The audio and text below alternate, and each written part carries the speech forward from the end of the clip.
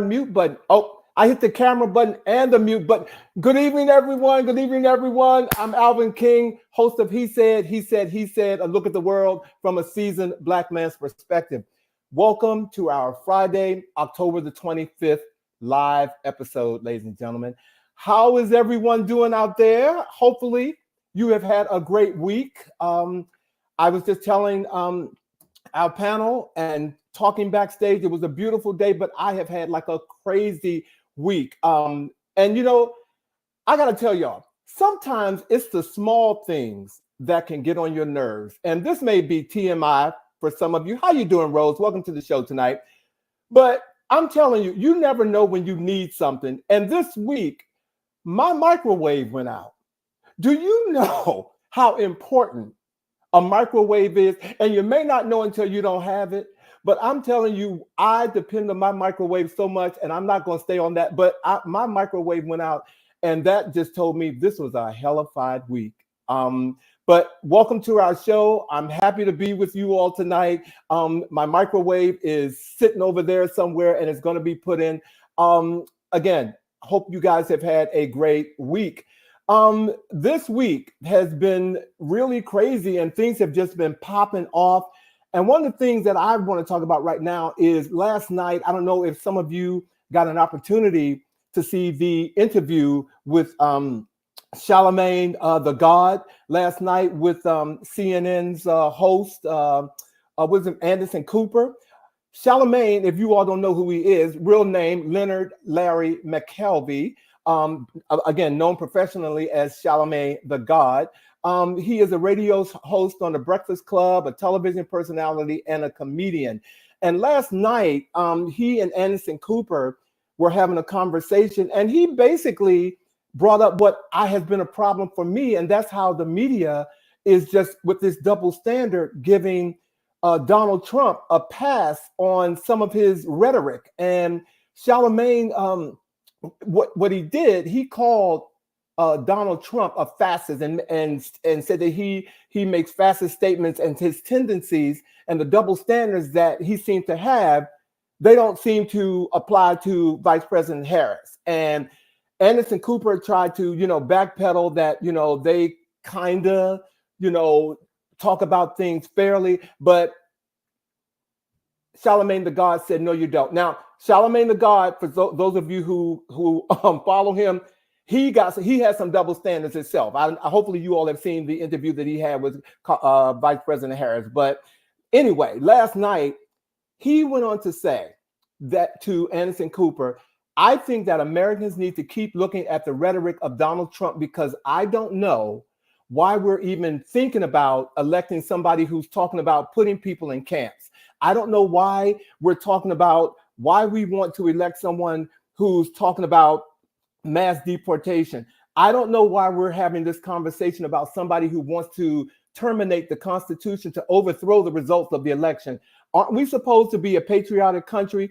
Whenever somebody like Colin Kaepernick takes a knee in the country, everybody talks about, oh, that's so unpatriotic. But this guy can say what he wants to terminate the Constitution to overthrow the results of an election, and nobody seems to care or talk about it. You got to see that interview, pull it up, because again, I thought that Charlemagne the God was on point last night for what he was saying to Anderson Cooper and the media at large, who just seems to give Donald Trump a pass.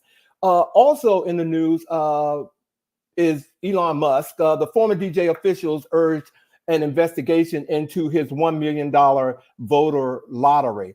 But the twist here is that a group of Republican lawyers and officials are urging a federal investigation into his America PAC for allegedly violating these election laws.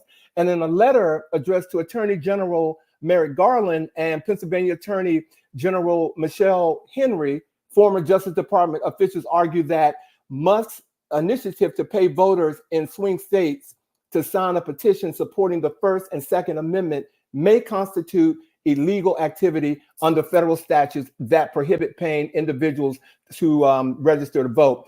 We all know that Elon Musk is crooked, so it is no secret there. But I hope whatever they can do to shut him down and, keep him or the GOP from, creating another or something else illegal, I think they should definitely go ahead and do it. But it's just crazy that all this is in the news and taking place, and sometimes we can't even stop it.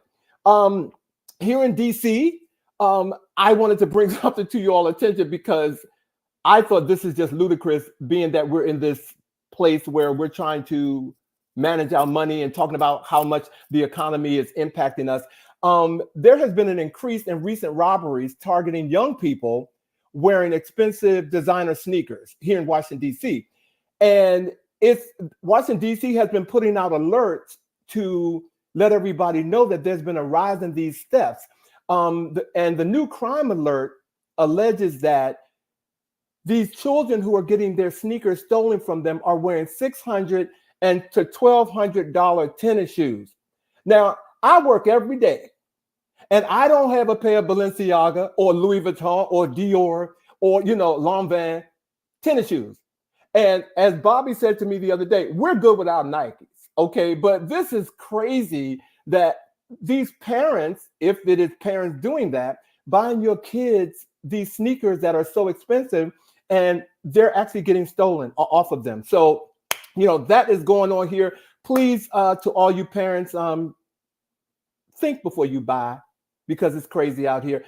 Okay, it is Breast Cancer Awareness Month. We've been saying that all month. And for those of you who know the importance of getting checked for breast cancer or for cancer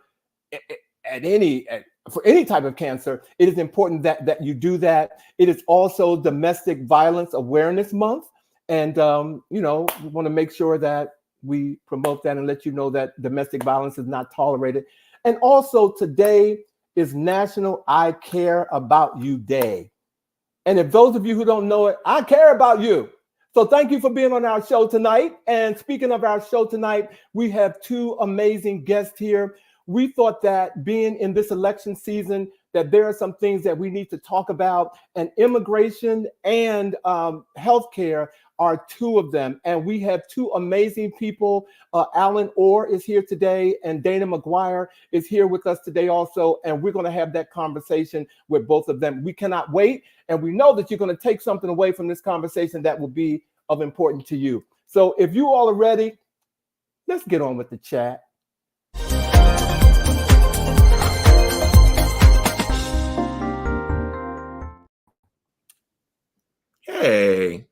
Hey, Bobby.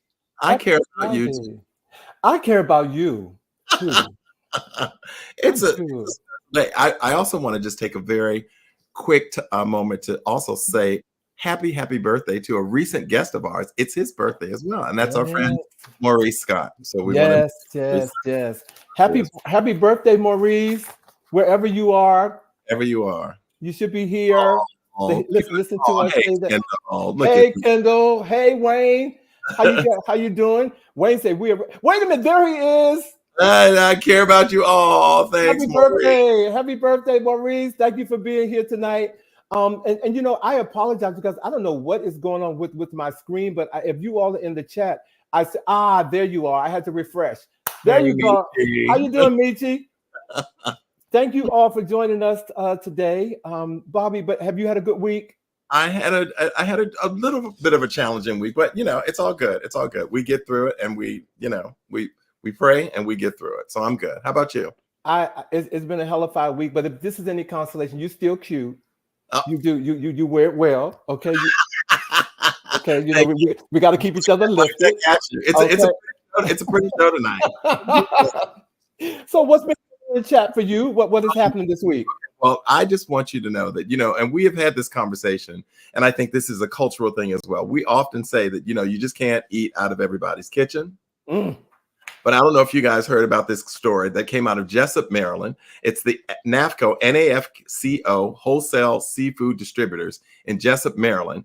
They say that Monday's mass food poisoning incident, and they had a mass food poisoning incident of 46 people seeking medical attention, was caused by a homemade dish prepared by an employee. What? 46 people, okay? It says that the instant investigation, was primarily determined that an employee prepared food at his home over the weekend, ultimately serving the homemade food to fellow employees who became sick. 46 people. Nearly 50 workers displayed symptoms of food poisoning within hours of having the meal. See, What are your thoughts about the well, I work in the office, and so potlucks aren't my thing now? per se, and my excuse now is that I'm losing weight. So, they can see it. So I'm not eating your food. So don't, we're not doing that. And but I'm not, if I don't know you, and even people I know, if I'm cooking at my house, let me cook. Yeah. Well, I think we just have to be careful about what we ingest. That we are also watching the news and hearing that there's this huge outbreak of E. coli with the onions on the quarter pounder at McDonald's even. Yes, and we know how many of you like McDonald's. Yeah, you got to be careful. Yeah, it's the name Luck, as Michelle is pointing out. Yeah. Hey, Michelle. Yeah, it's a little. Yeah, I heard that story, and I just thought I would never do that. Yeah, you know what I'm saying. But they probably trusted him and thought that and they probably trusted him and didn't think that could happen. Well, nobody thinks they're going to get food poisoning from the office potluck, but it just raises the question again: cleanliness, conditions in terms of cooking and so forth. And bottom line is, you just can't eat everyone's cooking. Yeah, can't just eat everyone's cooking. There you go. Food, home cooking is not just the only issue. I know that you've got something coming up about a local restaurant that. Yes, Bobby. Well, let me tell you, if you are a native Washingtonian, there are two things that you don't do. You don't criticize go-go music, okay? And you don't talk about the late Marion Barry, all right? You just do not talk about the late Marion Barry. And this week, a local pizza chain promoted a new menu, and they called the menu Marion Berry Knots, a dessert with Marion berries. The dish is so good, they say, it's likely a felony. According to a press release. For a good time, it's the powder that the ultimate headline grabber. The Marion Berry Knots have enough powdered sugar that will have customers bumping elbows. Okay, see, bumping elbows to order, and even force the DEA to look twice. Now, for those of you who don't know who Marion Barry is, he was a civil rights activist and revered here in Washington, D.C. He was a 4-term mayor, and he was also, caught up in a couple of scandals. He was arrested in a local hotel in a videotaped drug sting by the FBI. That being said, he is still revered, okay, by those of us who live here. But Z Pizza, or this pizza chain, found out that DC is not having it. And they're local. They're local. I mean, they are DC people. They should know better.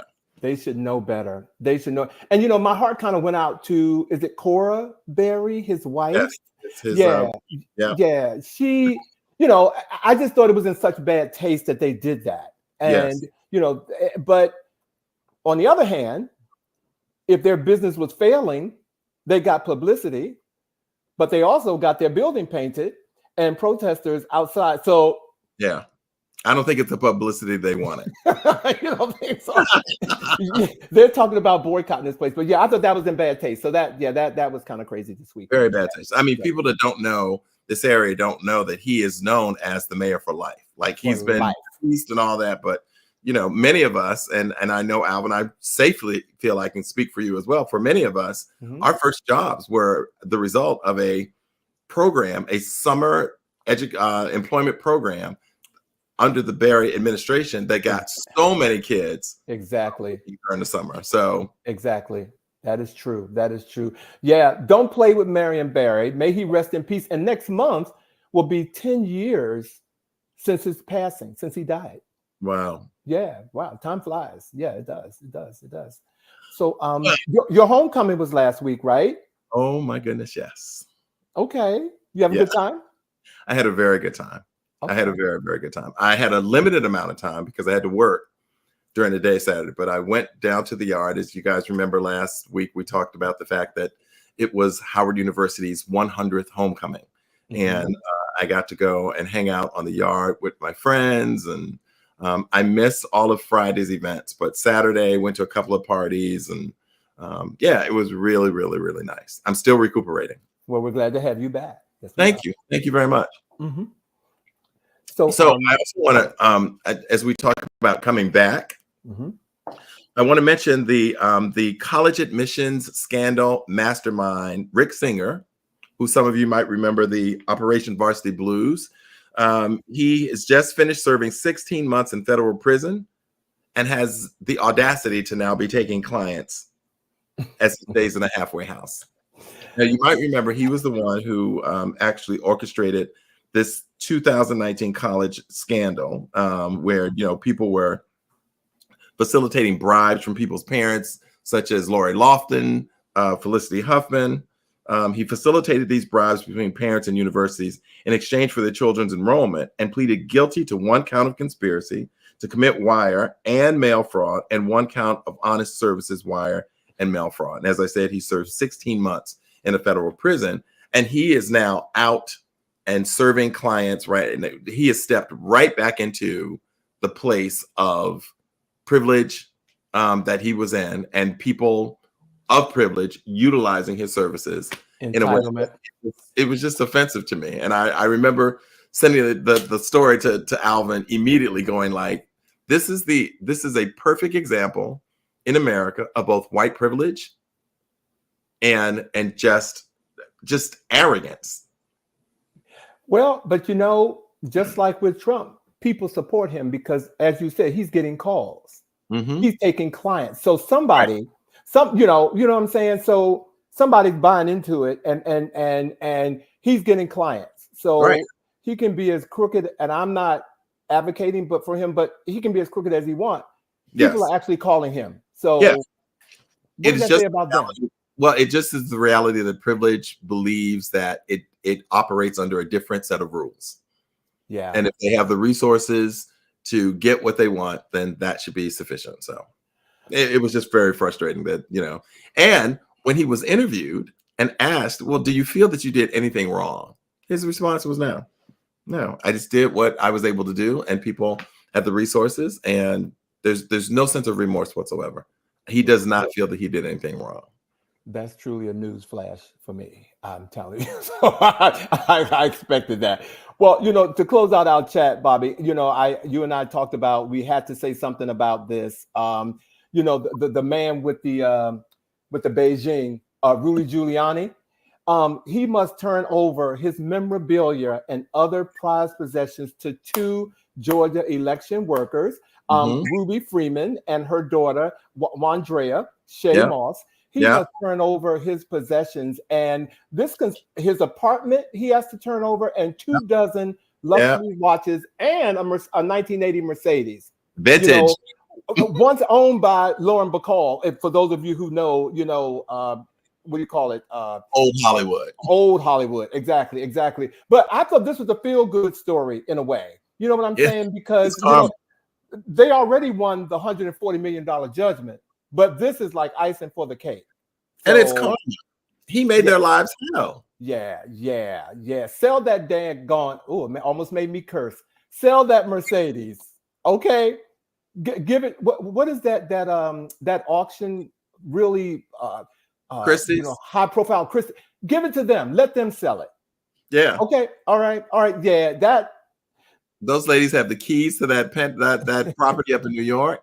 I understand they're trying to get the keys to some property down in Florida. Baby, all I would say is you better have it. Whatever washed, or I'm sure there are cameras in there. You saged and all of that, because it needs to go. But look, we got an action-packed story, Bobby. Tonight, like we said, with the election coming up, we thought that we would bring have two subject matter experts to talk about two very important topics that we hear a lot of, but do we really know what's going on? Absolutely. And that is immigration and healthcare. And so tonight, we're going to bring on our first guest. If you're ready, Bobby, I'm ready to bring him on. Let's bring him on. Ladies and gentlemen, Allen Orr is the founder of the Washington, D.C.-based Orr Immigration Law Firm, PC, a minority-owned law firm right here in D.C. His practice is focused on U.S. immigration, compliance for U.S. corporations, including visa applications for immigrants and non-immigrants. In addition to serving on the chairing several national and local committees, he has written numerous articles and regularly speaks at immigration conferences. He is listed in the International Who's Who of Corporate Immigration Lawyers and the International Who's Who of Business Lawyers. He is the Immigration Section Chair for the National Bar Association and the National President of the National Board of Directors for American Immigration Lawyers Association. He is the first Black president of AILA in its 75-year history. Yes. Allen received his BA in philosophy from Morehouse and a JD from Howard University of Law. He's an active member of the DC, Virginia, and National Bar Association, and he's appeared in British Broadcasting Corporation's BBC, MSNBC, Fox News, and is a frequent national and international speaker on U.S. immigration and policy. But we have him here tonight, right here on He Said. Please welcome Allen Orr. Hello, happy to be here. Hey, Allen. Thank you for being with us tonight. No problem. Thank you for adjusting your schedule to be No here. problem. Thank you. Love you much, man. Hey, look, we're going to jump right off because immigration is one of those topics that for me, I didn't hear about it, or I knew the word immigration, but all of a sudden in 2015 and 16, it became like this explosion, and it became the hottest topic in politics. So, Allen, how did we get here to where we are today with the immigration crisis? So I think we have to go back before that a little bit, just so that we can frame it in the appropriate way. And as we frame this, let's have a little education within the legal parameters that immigration is relegated to Congress. So therefore, anything and any problems with regard to immigration, who's able to change immigration, it's always a congressional issue because Congress changes and writes the laws that enact immigration, and immigration is only at a federal level. So talking about anyone else doing immigration is inappropriate as far as making law and policy that will last. The president is charged with enforcing immigration based on the budget given to him by Congress. And so what happened is we had a President Reagan who did something on immigration, and it really was sort of a punishment thing, not the smartest thing ever, created these draconian laws. And then from Reagan until we got to the first term of Bush, there were no immigration reform. So Congress took no action on immigration, and therefore immigration became a problem because there were no changes in the laws to meet the current concerns and needs of the United States that were sort of happening at that time. So when President Trump had his first chance to run, he came down an escalator and said, these immigrants are creating all of this crime. And as we know, it's a Southern strategy. In order to win, you need to create an enemy, blame everything on that enemy, and then say you will solve for that enemy. So that's what he did. And that's how he won his first election, on the back of saying he was going to solve immigration. Within his first 2 years in office, he had the House, he had the Senate, and he all had the presidency. They could have made an immigration bill, and they did not. So they let it just slide through. They made no changes, no implementations. They could have ended asylum if they wanted to. They could have done anything they wanted to do to sort of change the way we handle immigration in this country. They did not do that. There's a concept that under the Trump administration, immigration was handled. That is the wrong concept to think of. Under the Trump administration, immigration was awful, and COVID happened, and a lot of Americans died, and he used a draconian law to close the border down, which kept some of the preventions of having the number of immigrants that we had come to the country. But what it did was cause the backlog that once that law was removed, individuals were able to sort of come back into the United States once again. So the concept of immigration being out of control and the southern border being out of control is a fiction that has been written. Yeah, we hear about it every day, and it's a concern, and it's on our mindset. But canvas number of immigrants have been coming to the border for years. We are able to process thousands of immigrants at every airport in the United States. If we wanted to process immigrants at the southern border, we would. And the reason why we don't have the resources at the southern border that we have at our airports is one, because of class, one, because of choice, and one, because of the type of immigrants that we have a preference for. So in the United States, the demographics have been changing. and they were moving in a very Latin swing for a very long time, right? And then during COVID, when they shut down immigration, Caucasian immigration, which is the only way to sort of say it, was then supplemented by European immigration once again. And the only reason that the Caucasian race maintains its number in population right now over the Hispanic is because of immigration. And that group of individuals that came in from Europe or all these different countries that are Caucasian, no one sees them as the same type of immigrants that we see from the southern border. So that's sort of the context of just as we think about this, that we realize that part of what we need to have a conceptual is that someone's created a boogeyman and someone's created a fiction, and it's all about numbers. Because when you control the southern border, you're keeping out Black and brown immigrants or socioeconomically disadvantaged immigrants, while you're still allowing people from Europe to come in and even people from China to come in, because you're not ending asylum for everybody. You just want to end asylum for the people who come across the southern border. Lord, 101 class. Yes. Thank you. And look, I'm sitting here taking notes because thank you. I appreciate that. Thank you for putting, or actually honing us in and, Yes. and giving us the reality of what's really going on. So Yes. thank you. Context is always important. So we thank you for that. And we know that, as you said, from the time of the escalator ride, there has been a concerted effort to create this them versus us, dehumanization of people.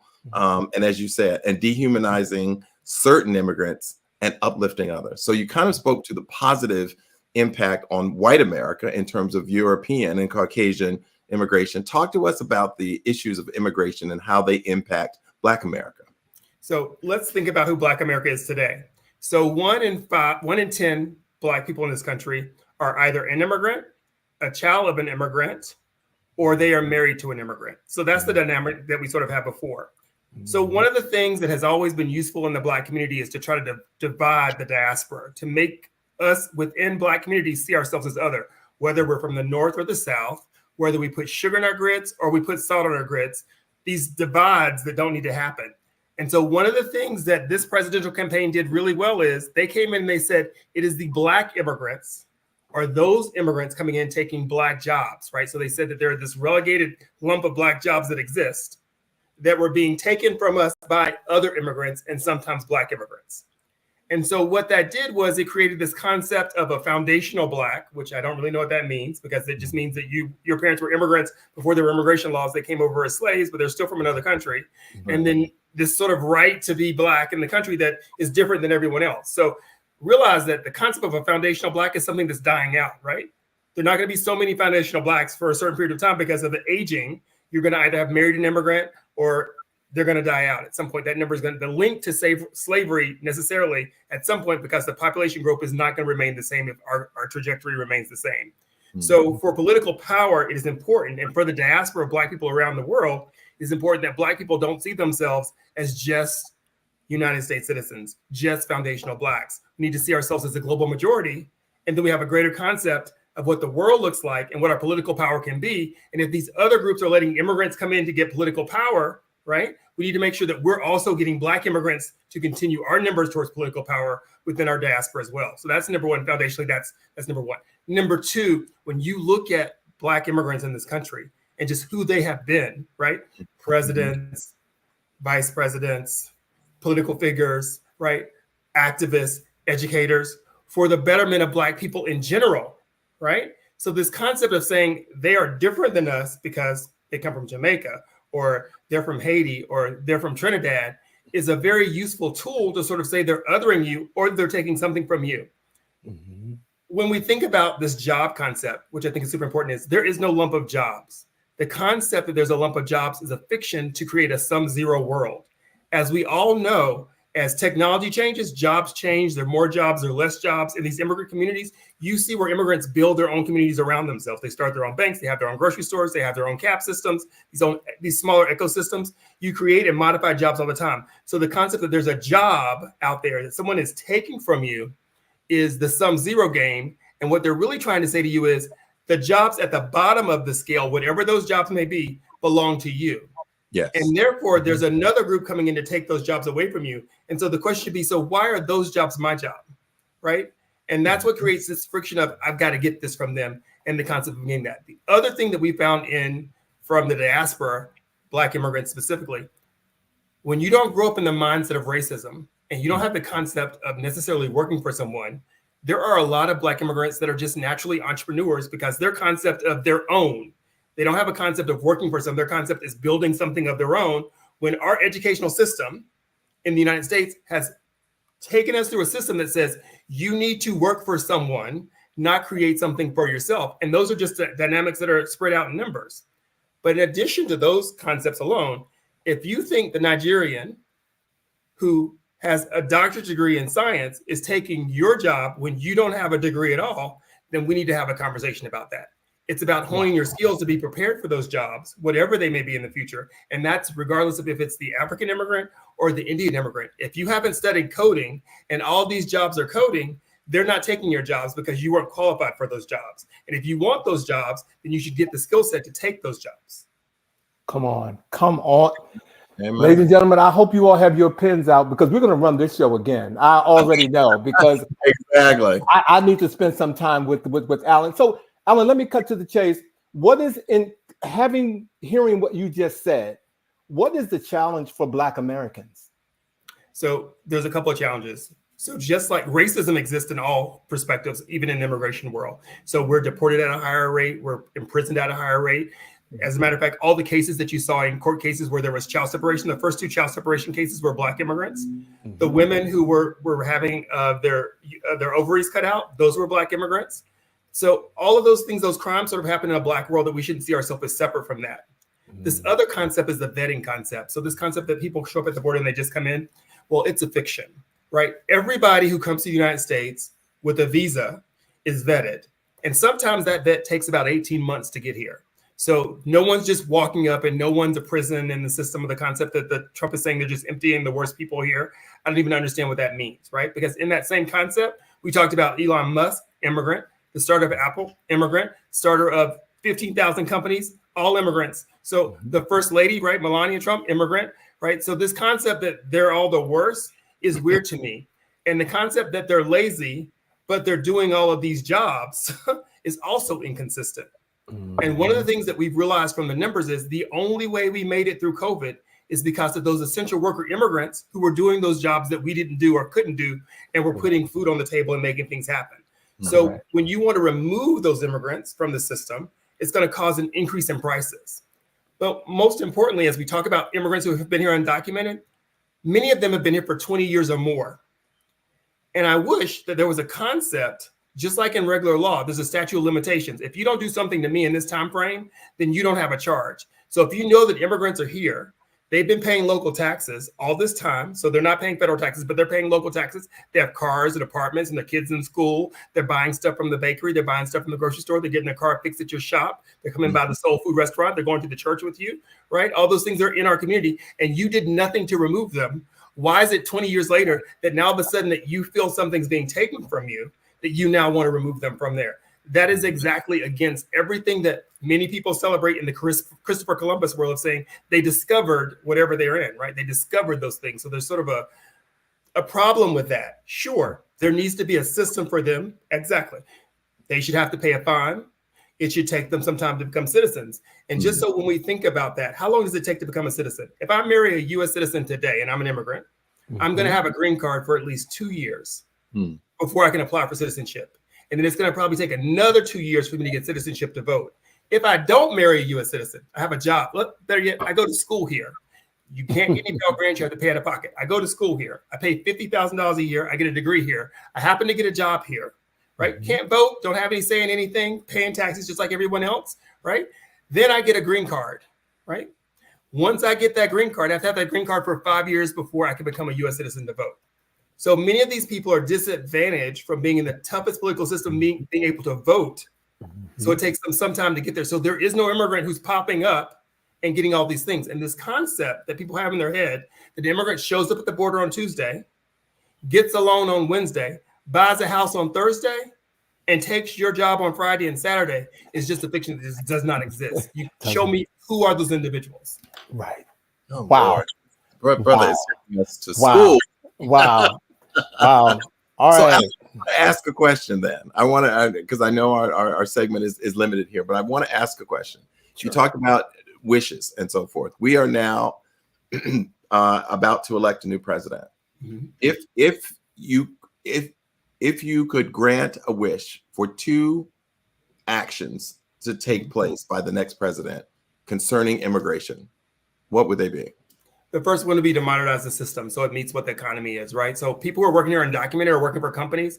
And if we're saying it's bad, then lock up all of those companies, right? All those meat packing companies, all those people, all those directors should be in jail, including Trump. He had many of them working his golf courses. So if it's illegal to be here, who's benefited from that? The companies that lock them up. So if we're going to have them here and have them work and do things for us, then let's give them a way to be in the system in some kind of status. That's and hold the people accountable who are taking advantage of them. Exactly. Number 2 is that we don't think of individuals as things. We don't demonize people or say because one person was in a DUI, then everybody's a DUI, or because one person is a criminal and everybody else is a criminal. And what I want to say to Black people is the same way they talked about those Haitians in Springfield or the exact same way they talked about Black people in Georgia and Alabama and Tennessee, coming to neighborhoods, eating stuff, taking stuff, stealing stuff. That's the exact same tone that they made to demonize people. And they also used that against individuals of Chinese nationality when they did the Exclusion Acts before. So it's a trope that they're selling you to make you think somebody is other and different. I ask people, especially people in the Christian faith, do to immigrants what you would do at your church. If they come in and they believe the same faith you are and the same Bible you have, and they want to work for the same things you have, spread out the table and let them work with you to build, because there is plenty of room in the United States. The concept that we have too many immigrants or that we're overflowing with immigrants is just a silly concept. There are at least 300,000 people here. We accept a million immigrants a year generally. So we need to revise that number up because we need to have more than that. And 2, we need to capture the 20 million people that are already here so we can change the system. So I hope that President Harris sees that. And the concept, just like with Black people in crime, the only way to solve the system is not to lock people up, because when we lock people up, who makes money, right? In an article, it came out yesterday that Greg Abbott spent $2 billion on his little immigration Lone Star program. Do you know who got that $2 billion? All of those rich individuals who are detaining in all of those companies. It is a system. It is a scheme. It is a scam. Wow. Oh my goodness. Ladies and gentlemen, now I'm telling you all, I know I could talk to Allen all day long, okay? Because you came here to do what we wanted you to do, and that is to educate us and provide a resource for those of you who didn't know what you thought you knew about immigration. So, Allen, I want to thank you for being here and putting us on your schedule, because, ladies and gentlemen, he's in a hotel room and he came to us tonight. So thank you.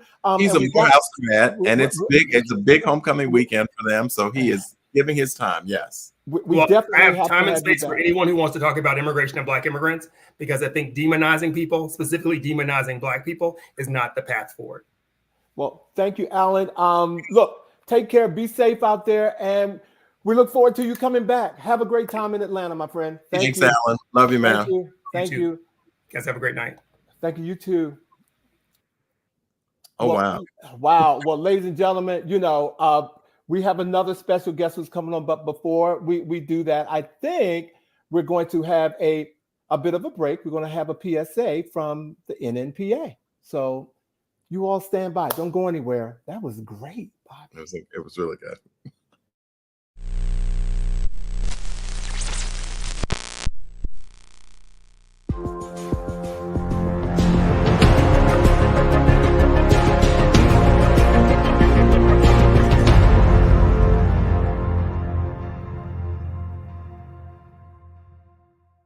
Hi, this is Ziggy Marley, and I'm very happy and privileged and humbled to receive the Black Press of America Global Icon Award.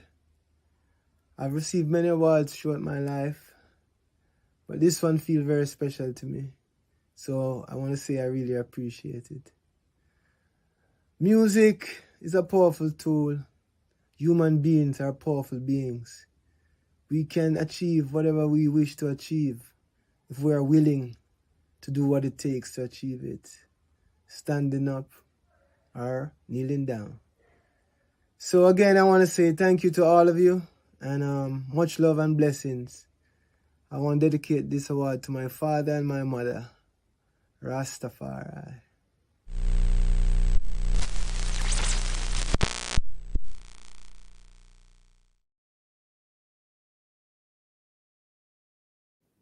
Welcome back, ladies and gentlemen. Well, our next guest, her name is Dana McGuire. She is a leader in healthcare operations and reform. She is frequently called on as a technical consultant by operational teams for major hospital health systems. Her cross-national work explores market reforms, state policies, including regulation and mandated insurance benefits and insurance expansion. Ladies and gentlemen, please welcome, she's so dear to my heart, our special guest, Dana McGuire. Hello, everyone. Good evening. We move to the middle here. There we go. How you doing, my sweet? Welcome to our panel tonight. How are you? I'm doing fabulous. How about you guys? We are doing good. We're so glad that you're here, Dana, because as you've heard, we wanted to make sure that we talked about immigration and also healthcare, particularly, Medicaid, and Medicare, because that's really huge. So I want to, again, welcome you and kick off our first question, Dana, to you. Can you tell our folks what is the difference between Medicare and Medicaid? Okay. So I would say this, that Medicare is specifically for, our aging community over 65. Medicaid, it actually provides coverage for all different types of illnesses and populations, depending on what is happening with you personally. And that Medicaid is actually just a universal type of coverage. But Medicare is definitely specifically for our elder community. And if we were to speak about the Biden and Harris administration, they were trying to get that number projected to 60 instead of 65. So those are one of the advances that administration wanted to do in regards to Medicare reform. Thank you very much. Thank you, because I'm of that age, and I tell you, it's been a little confusing, but thank you for laying it out there. Thank you, Bobby. So, as we've said earlier tonight, that immigration and healthcare are two very big issues in this upcoming election. Health decisions and health rights and all of those things. Can you summarize for us, from your perspective, the potential impact on healthcare, given the two candidates we have in this election? Absolutely. So the one thing that comes to mind is the Affordable Care Act, and everybody's familiar with that. That's, Obamacare, obviously. And it's very important that you understand what's taking place at this point. The constituents are very important, especially southern states, in Texas and Florida, where the enrollment has increased exponentially. In Texas, enrollment has increased by 210%, and in Florida, it's increased by 120%.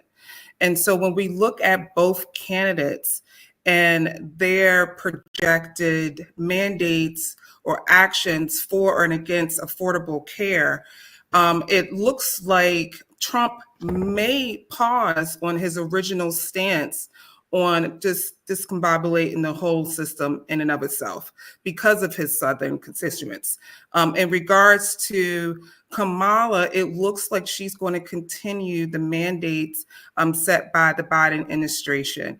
And they were wonderful mandates, right? It allowed folks for certain incomes up to 176,000 per year to receive Obamacare, and that is up to 4 people in a household.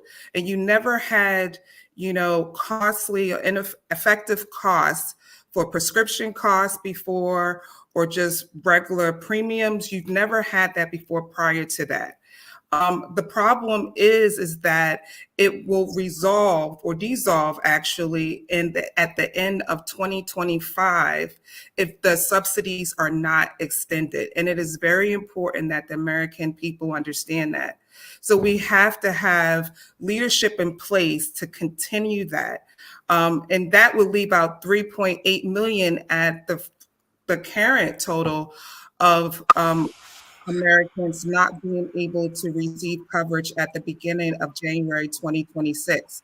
So it's very important that we understand why we need leadership to continue the Affordable Care Act. Wow, thank you.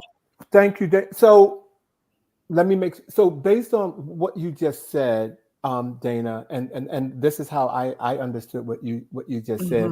My next question is looking at these two candidates that are running for office, how, as far as their stance was concerned in previous years, how will that benefit us in the future should one of them become the president of the United States? Right. So when it comes to health care, let's look at prescription costs. I have a fly in here. Sorry about that. It's my friend at this point. I can't say what they You saw what happened at that debate where that fly landed on. We don't want that. Right.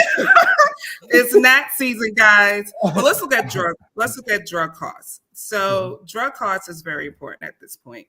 You know, you heard Kamala on her CNN town hall, and I don't know if everyone saw that.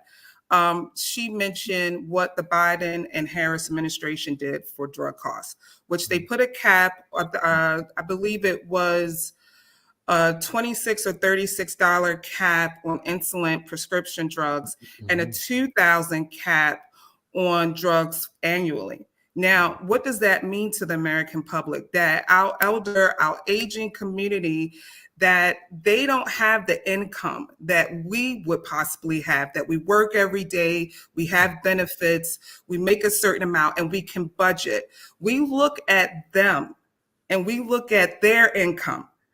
I know some of our elderly community or aging community, they don't like for me to say elderly, so I'll keep saying aging. Lord help us. But I would say that they cap at a monthly income of $3,000. So if you put that in perspective of drug costs, look at what type of healthcare or what type of prescriptions they can get. Now, normally you have the generic and then you have the ungeneric, right? Not so generic. But here's the deal with the generic. There's a lot of fillers added in those prescriptions. So you're not getting the full dosage of the actual prescription. So let's say if you're treating something like cancer or diabetes or heart failure, you're not getting the right drugs to help you live a longer life.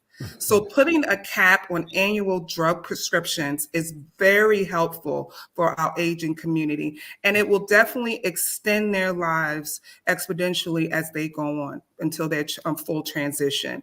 Now, I haven't heard too much in regards to what Trump wanted to do in regards to prescription costs. He's still figuring it out. But he What did he say? He had a proposal. What was it? He said that he's a concept. He has a concept. That's right. He has a concept. So he says a concept. So you're good. Okay, great. Yeah. Well, if he has a concept, I would love to know that concept because at the end of the day, having a cap from the Kamala and Biden administration of $2,000 annually, I know that I have glaucoma. I'm not going blind. No one worry, no boo-hoo for me. But my prescription my eye drops cost me $146 per month. Now I have a full-time job, obviously, but can you imagine our aging community having multiple drugs that they have to take, like diabetes, high blood pressure, and anything else?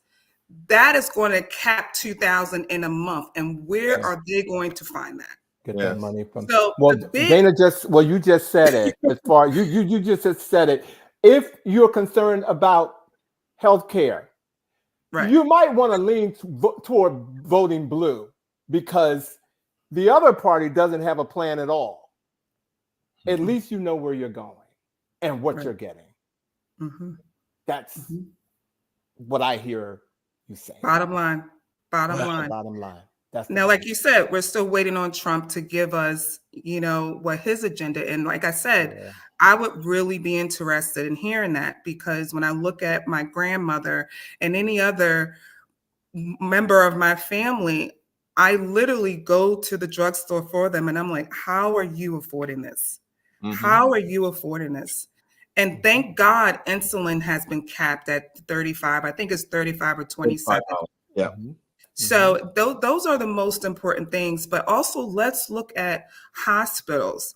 Now, what we don't realize is that we need to take care of what subsidies are the beneficiaries of keeping the hospital online, active, and serving our community and every community. The Affordable Care Act really helps hospitals take care of folks who aren't insured. And that is very important. I know some of us back in the day, if you were to think, hey, when was I laid off and I couldn't afford the extended care? That was Cobra, right? That was extremely expensive. I remember when I Right. might have been laid off. I was only laid off one time, so don't judge me.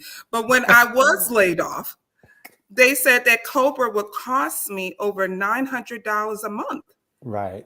right? I remember And that. I'm Yeah. thinking to myself, how am I going to afford this? This is why us extending the subsidies of the Affordable Care Act are very important. Very So we important. need to have the right people in place in the Senate, in Congress, in the White House to make sure that those subsidies that will expire the end of 2025 are extended.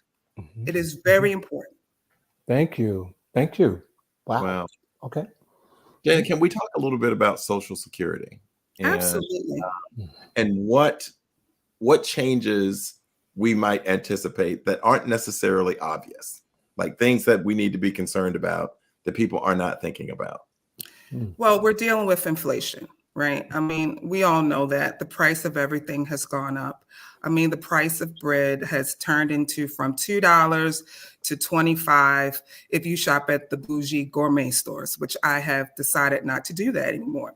But at the end of the day, when it comes to Social Security, that will actually be changing. The installment, the SSI payments will be reducing to 2.5. Now, what does that mean to you? That's an average of $50 per payment to our beneficiaries. So they're averaging and they're balancing the cost of the payments to the beneficiaries of Social Security based on inflation. So that's a big thing that's actually happened in Social Security. Another huge thing happening is the tax on income. So over 100, if you're under 175 or 176,000, you will be taxed for Social Security. Anything above that, they are going to change how they proceed on that. So that is very important for folks to understand. So when we look at making more money or making less money, understanding that those taxes that are taken out of your check every 2 weeks, they will be affected by those SSI installment payments. Wow. Wow.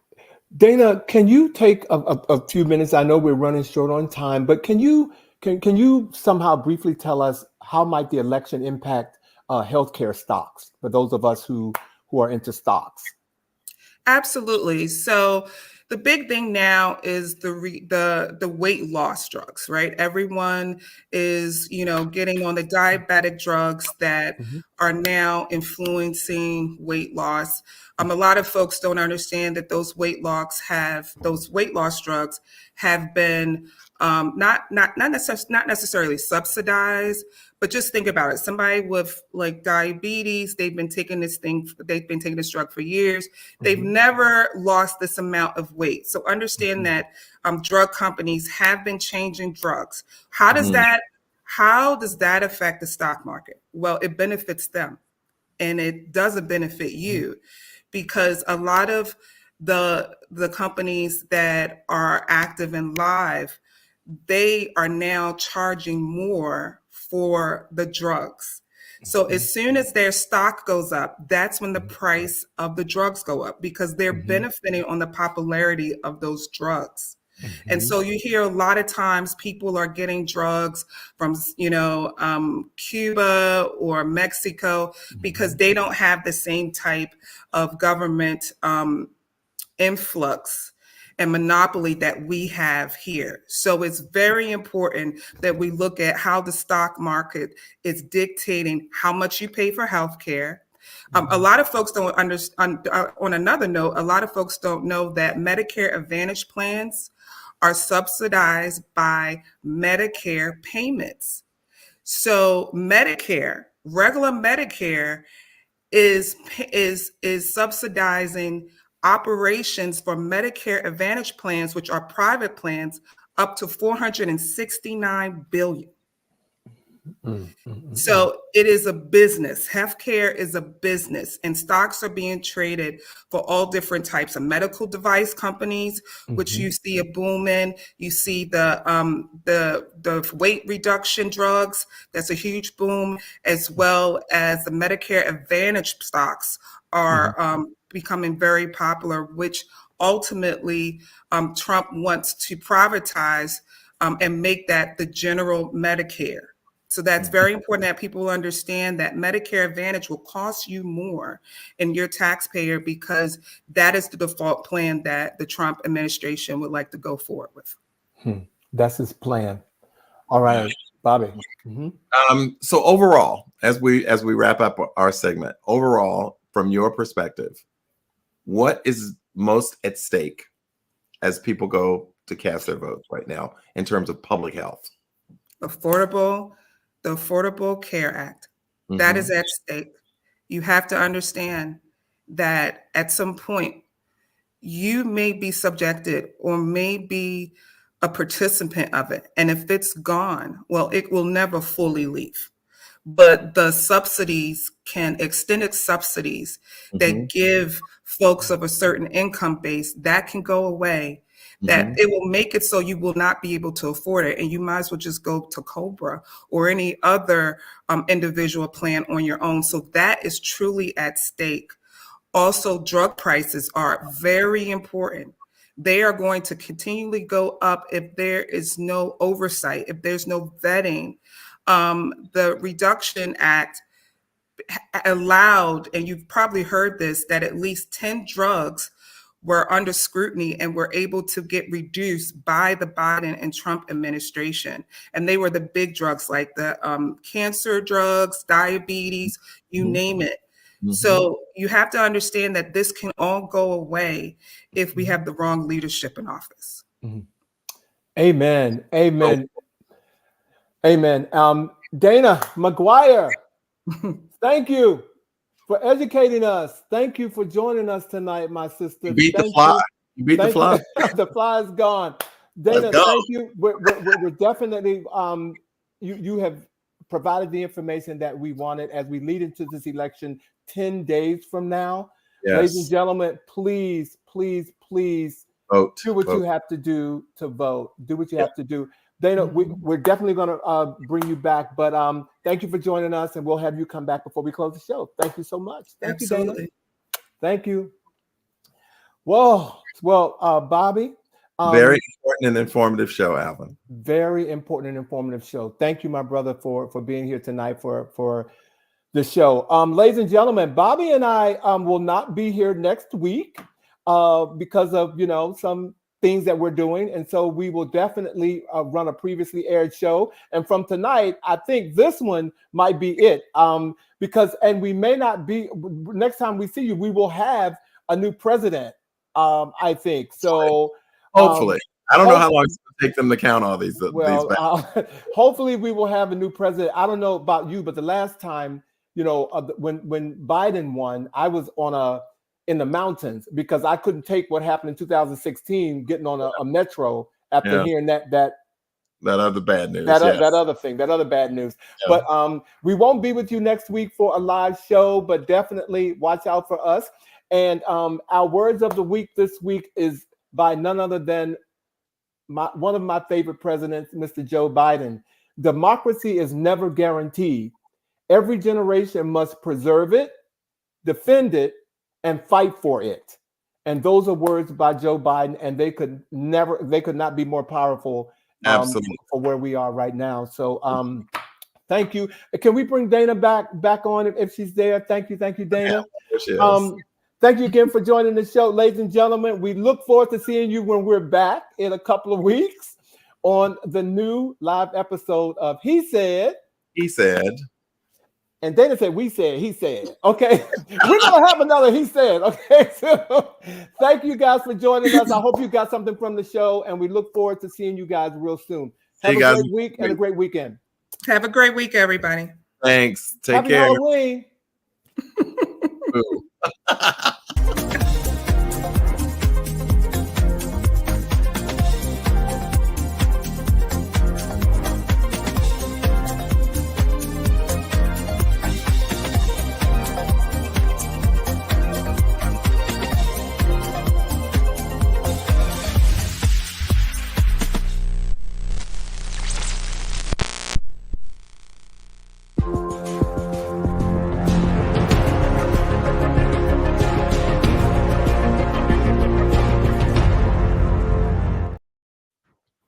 Wow.